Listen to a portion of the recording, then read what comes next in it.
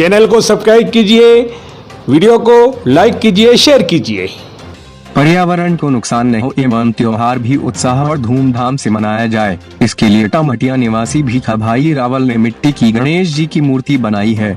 जिस तरह से आजकल मार्केट में अन्य धातुओं और विभिन्न कलर युक्त गणेश जी की प्रतिमा मिलती है, जिससे हर वर्ष गणेश स्थापना के बाद जब मूर्तियों का विसर्जन किया जाता है तो केमिकल युक्त मूर्तियों की जिस तरह दुर्दशा होती है, साथ ही वे पानी में भी नहीं घुलती है, जिससे प्रदूषण का खतरा बढ़ता है व धार्मिक भावना को भी ठेस पहुंचती है। इन सभी बातों को ध्यान में रखते हुए भीखाभाई रावल को मिट्टी के गणेश जी बनाने का ख्याल आया। इस तरह पर्यावरण के प्रति अपनी जिम्मेदारी समझते हुए मिट्टी के गणेश जी बनाने की क्षेत्र भर में चर्चा हो रही है एवं सभी क्षेत्रवासी उनके इस कार्य की काफी सराहना भी कर रहे हैं। आइए देखते हैं इस संबंध में क्या कहा भीखाभाई रावल ने। आज हम आपको ले चलते हैं टामेटिया गांव। एक छोटा सा गांव है जो सागवाड़ा पंचायत समिति में आता है। भीखा भाई आपका नाम है? तो पकड़। जी सर। भीखा भाई हमें एक जानकारी मिली है। हाँ सर। एक जानकारी मिली है कि आप एक कोई प्रतिमा बना रहे हो मिट्टी की। हाँ जी सर। तो उस मिट्टी की प्रतिमा आपने बनाई है, तो उसकी जानकारी है कि पूछते पूछते हम आपके टामेटिया गांव में आए। बहुत अच्छा किया सर आपने। हाँ, धन्यवाद। तो क्या चीज़ बनाई है आपने, बताइए हमें। सर हमने ये अपने हाथों से गणेश जी की प्रतिमा बनाई है। हाँ। और आप देख सकते हैं हमने ये पहले स्टार्टिंग में पहले ये बड़ी वाली बनाई और फिर बाद में हमने ट्राई किया था दूसरी प्रतिमा हमने बनाई है। और उसी तरह हमने छोटे मोटे मतलब गणपति अपने दिमाग से बनाते हैं, ना तो कोई किसी का सहारा लेते हैं, अपने ही दिमाग से, कोई यूट्यूब का सहारा नहीं लिया और दिमाग से ही बनाया सर। और आपको धन्यवाद देते हैं। ये आपके सामने है मिट्टी की गणेश भगवान की प्रतिमा मूर्ति जो बनी हुई है। देखो इसके अंदर आपको हम एकता समाचार के माध्यम से बताना चाहते हैं कि हूबहू सेम टू सेम जो चीज़ आपके सामने पेश है एकता समाचार के माध्यम से। भाई साहब, ये ख्याल कहाँ से जागा आपको, बताइए। सर मैं पहले तो कुछ नहीं जानता था, मेरे दिमाग में ऐसा रहता था कि उसे किसी मूर्ति में देखता था कि मैं ऐसी मूर्ति में बनाऊं। कभी मेरे को ख्याल रात में भी आता था कि मैं ऐसे कभी बनाऊं, अच्छी साक्षात में गणेश जी की मूर्ति बनाऊं, ऐसे दिमाग में रहता था। और रात को सोते समय भी मैं अपने दिमाग में रहता था और सपने में भी ऐसा लगता था कि मैं बना रहा हूँ मूर्ति। और ऐसा करते करते मेरे को ख्याल आता कि आज मैं मूर्ति बनाऊँगा। और दूसरे दिन मैंने आइडिया सोचा, धीरे धीरे एक दो बार मैंने ट्राई की और दूसरी तीसरी बार मैंने गणेश जी की प्रतिमा, मैंने साक्षात गणेश जी की मूर्ति मैंने बनाई। और भगवान से, गणेश जी से प्रार्थना करता हूँ कि ऐसे ही मेरे को और आगे तरक्की देने की कृपा करे। और आप सभी को, देखने वालों को भी धन्यवाद और आप सबको धन्यवाद करता हूँ कि मेरे वीडियो देखने वालों और एकता समाचार को भी मैं धन्यवाद देता हूँ कि मेरे यहाँ आकर इतना बड़ा मूल्य समय निकाल कर हमें इतना टाइम दिया। धन्यवाद। भीखा भाई, ये आपको कैसे ख्याल है, आपका सपना आज सच हुआ तो आपको कैसा महसूस हो रहा है? मेरे को ऐसा लग रहा है कि मेरी ज़िंदगी में मैंने पहली बार ऐसा कुछ किया है, तो मैं गॉड भगवान को भी धन्यवाद देता हूँ और आप सभी को धन्यवाद देता हूँ कि मैंने बनाया है, जो मैंने दिल से अपना सोचा था वैसा आज कर दिखाया है। ये भीखा भाई की कहानी आपके सामने पेश की हमने एकता समाचार के। मतलब भीखा भाई का कहना ये है कि मेरे को एक सपना आया था, उस सपने के अंदर साक्षात मैंने भगवान गणेश जी की प्रतिमा में बना रहा हूँ, ऐसा सपना आया आपको? हाँ सर। अच्छा, आज आपका सपना सच हुआ। तो हमारे देशवासियों को आप क्या कहना चाहते हैं कि भाई आप इनसे प्रेरणा लेना चाहिए, क्या कहना चाहते हैं आप, बताइए। मैं तो ये कहना चाहता हूँ कि गणेश जी की प्रतिमा ऐसे मिट्टी की बनाओ और बनवाओ।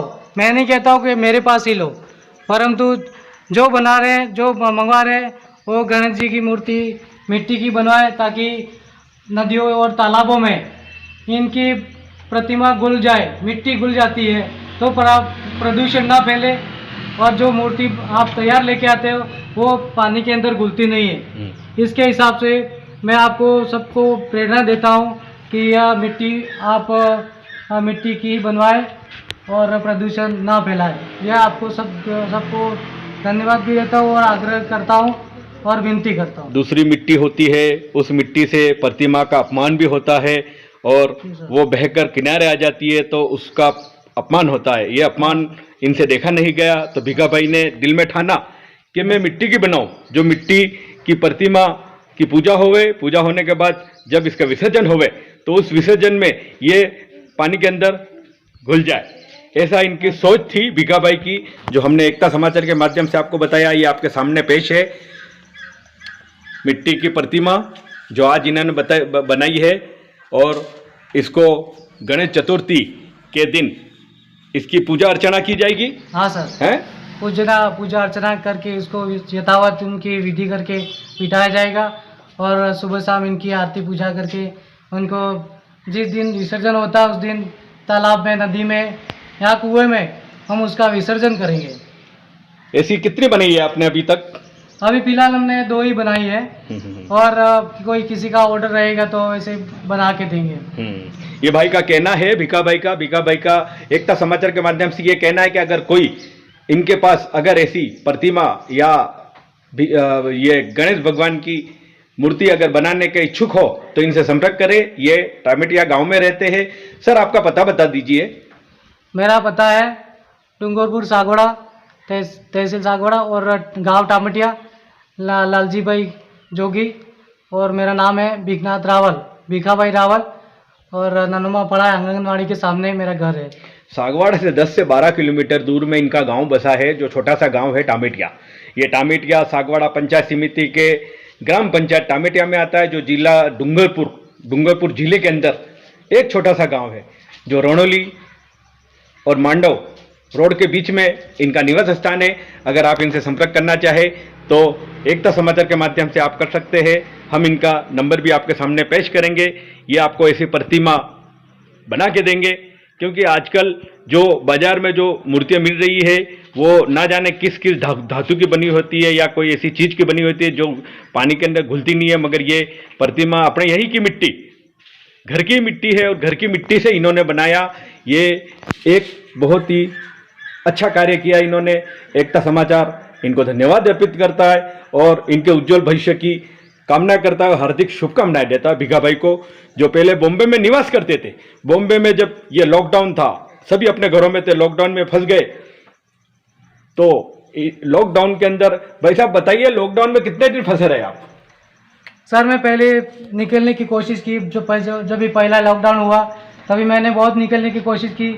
हम मेरे साथ फैमिली थी और सब गाड़ियाँ एकदम खचाखच भरी हुई थी, कहीं पैर रखने की जगह नहीं थी। मैंने वापस अपना पैर हटा लिया और परिवार के साथ वापस रूम पे चला गया। और ऐसी परिस्थिति में मैंने 40 दिन रूम में ही बैठे बैठे गुजारे, कहीं बाहर निकलने की मैंने कोशिश नहीं की, लॉकडाउन का परहेज़ किया। और उसके बाद मैंने जब मौका मिला, मैं अपने परिवार के साथ 40 दिन के बाद, जब ही ऐसा एकदम लॉकडाउन खुलने वाला था, उसी दिन इसके दूसरे दिन बाद मैंने अपने परिवार के साथ चलना शुरू किया मुंबई से।